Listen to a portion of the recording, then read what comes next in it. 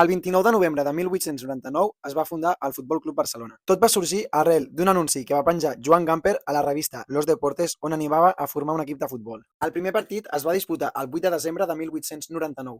Va ser un partit que va enfrontar el Futbol Club Barcelona contra la colònia anglesa de Barcelona, on es va perdre per 0-1. El 1902 es va guanyar el primer títol. Era la Copa Macaya, el que finalment seria el Campionat de Catalunya anys més tard. El 23 de maig d'aquell mateix any es va disputar el primer clàssic, en un torneig a Madrid on van guanyar els blaugrana per 3-1.